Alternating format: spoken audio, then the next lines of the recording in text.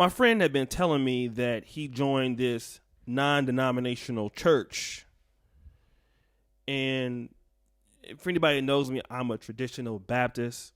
I do not like non-denominational churches. I do not like niggas in the choir stand with Oakland Raiders jerseys on and Jordans and shorts. I do not like praise teams where chicks are up there twerking. I just don't like that. It's not for me. You need to have a Hammond organ in your church. I don't like no niggas with a keyboard and all that. People running around acting stupid. I don't like that kind of church. But he kept begging me, come on, bro, you need to come, man. The spirit is high and all of this. And the preacher is good. So I was like, I'm not going. But he told me there was going to be some girls there. That got me to go. So I went. And it was, they did have some thick shit up in the church. But I looked at the program. You know how it is when you walk in, they give you a program and something like this. And the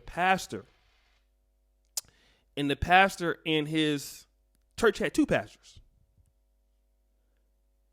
Reverend whoever. And then the wife was the pastor. I said, this is odd. He's the pastor. Wife's the co-pastor. Who's the minister of music? His son. Who's the youth pastor? The other son. Head of the deacon board? The brother. And I'm sitting there thinking like, God damn, the nepotism is strong. Like, how is it that this whole family runs the entire church? And the church is at least 600-700 people. So I know they have other people who could, lead in other capacities. But the people who lead in these capacities are all family. Now, why are we talking about this today? I made a video yesterday. I took it off of YouTube because it was going in and out. But I want to talk about nepotism and how nepotism destroys Black African-American communities, whether you want to call it ADOS, how it definitely destroys African communities and countries. And before you talk about doing anything with liberating Black people, with liberating Africa, you cannot talk to me until you talk to me about all this goddamn nepotism that we got going on. Now, I know we got some African Americans that's going to say, well, this don't exist in our neighborhoods and communities. Are you sure about that? Because most of y'all go to church or have families and friends in church, and your pastor got a co-pastor, and his son is the assistant pastor and going to be the next pastor or whatever. You see this in churches. One pastor here, his son's pastoring a different branch of the church in different locations. I guess can't nobody else qualified to pastor. Why? I'm talking about why. Because what nepotism does, it eliminates talent. I'm going to talk about it today. Because see, in Black America and in Africa, you have people who are bright, people who are creative, people who can bring skills to the table. But see, people who believe in nepotism, they don't care about those people. They don't care about talent. All they caring about is, let me bring my friends and my family members into this position, which the person may or may not have the skill set to be qualified to carry out the duties to make that skill set or position greater. And this is the reason why monarchies were eliminated. Because your king might be good, but who's to say that his son will be good? I'm going to put it together. I'm going to talk to you about Black colleges. Oh, we do have some. And back in the day, we had some that had professional schools. Dental school, medical school, Meharry Howard University, then Morehouse. Now, this is not uncommon knowledge what I'm about to say, but you have had Black students get turned down from Howard University School of Dentistry, Howard University School of Medicine, not because they were not bright. And they got accepted into, white colleges. Well, what's the reason could it be?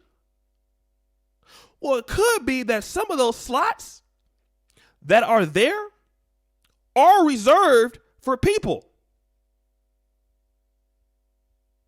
whose granddaddy went to Howard University School of Medicine, whose granddaddy went to Howard University School of Law, whose great-great-granddaddy was here. See, that happens in black colleges. Oh, yes, it does. Oh, your daddy is a cardiologist? Okay, well, I'll make sure since your daddy's a cardiologist and he runs this particular residency, that we pull you up in there. Don't matter if you're not as qualified as somebody else, but we're going to take you. And don't get me started on black fraternal organizations, Ski-Wee, and, whatever, the Qs and all of that. We know that y'all practice nepotism all of the goddamn time. Oh, yeah, you have brothers that own big companies and stuff like that. Brothers who are Kappas and Omega Sci-Fis. And, yeah, it'd be businesses where they have people who are absolutely qualified for the job. But, see, you're not an Omega Sci-Fi. You're not a Kappa, So I cannot bring you into this position, but I'm going to bring the brother in that I know that's one of my frat brothers because it's the brotherhood over everything. And this person may or may not be qualified. So then that job that you're taking up for somebody who actually want to do the job, that person's going to get it. And this person's not even going to work hard because you gave them something. See, nepotism, when you bring people in, they don't do good jobs. They know they ain't got to do the job. They daddy run the company. They friend run the company. They just guarantee by being affiliated. Now let me switch over to Africa.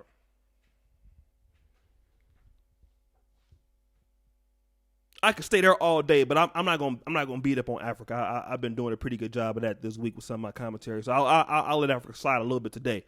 But let's look at Mugabe. Mugabe got put out of Zimbabwe, was trying to set the country up, as they say, I don't know how true this is, for grace.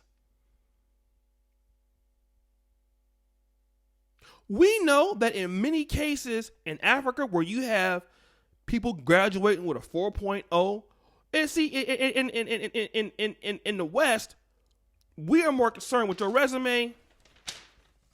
What is your qualifications? What is your experience? What is your internship record? How did you do in school? Give me a letter of recommendations. See, a lot of places in Africa and the third world, what tribe were you? Oh, wait a minute. You from the other tribe? Because if one tribe is in power, we're not going to look out for you. Don't matter that you are good and talented. It don't matter. You're the wrong tribe. Like the ANC in South Africa. They were accused of this. Oh, you're not part of the ANC. Oh, you can't work here. Don't matter that this person went to school, has good skills, can do good things for the country, and do everything to help the country elevate. We don't do that. And you see it all the time in politics. Ellen Shirley Johnson, Liberia, had her sons and all of that all in the high parliaments of ministries. And one of her sons just got accused of doing something, creating fake money or whatever. This is why these countries fail.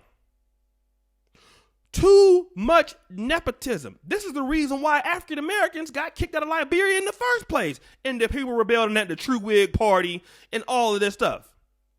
Why? Giving preferential treatment to one group of people over the other. And we know how African Americans carried out in Liberia. We know. What will they do? You'll develop Monrovia. You'll develop all the other stuff close to where you live. And where the other people live at, ain't no development going on over there. Ain't no development going on over there. At all. That's what happened with William Tubman and William Tolbert. Where everybody else live, everybody else is poor. Okay, they ain't no roads connecting none of the country. This is what happens. And then when a new party takes over and they get in control, like Samuel Doe did in Liberia, what'd he do? Tribalism? Nepotism like a motherfucker? Let me give all of my preferential treatment to the people. Where we live at looks good, but where everybody else live at looks like some shit. This is what happened. And black Americans and Africans, and I would say more African than anything, this is what is keeping people down. So how can you have a Pan-African identity? How can blacks work together in America? Hashtag ADOS or wherever. If you're not talking about how nepotism kills businesses, it kills creativity, it kills development, it kills people wanting to work hard and go to school to achieve something because they know the system is rigged and it's fixed. So why in the hell should I go and study at this university for 4 or 5 years, get a degree, and come out and know I can't get a job because of the nepotism? Why? And we know it happens. And y'all want to sit around and act like this ain't a problem. It's a problem. It's a problem in black America. And the thing about it is this. We have very little businesses in black America for black people. Many small ones. And the ones that we have, probably, I would beg to say, are ran by those people who are friends and family of those in the business. And that's probably a big reason why those businesses are going under, because your brother ain't going to work hard for your business. Your auntie ain't going to work hard for the business because of your family. Ain't qualified to be in that damn business, and you know and I know that. You want to talk to me about uniting black? Get rid of this damn corruption in the black. Get rid of this corruption in Africa. Then you can talk to me about something else that we can do. But until you deal with nepotism in black America, in these sorority fraternities, and these this person is light skinned and not dark skinned, that's the degree of nepotism too, to a certain degree. All the frat look this light. No, don't talk to me about working with black people at all until you address this goddamn thing. So I just wanted to talk about that. Thank you for watching. What do you feel about this? Let me know how you feel. And I'm tired of talking to y'all. I'm out. The buffoonery remains at an all-time high. Peace.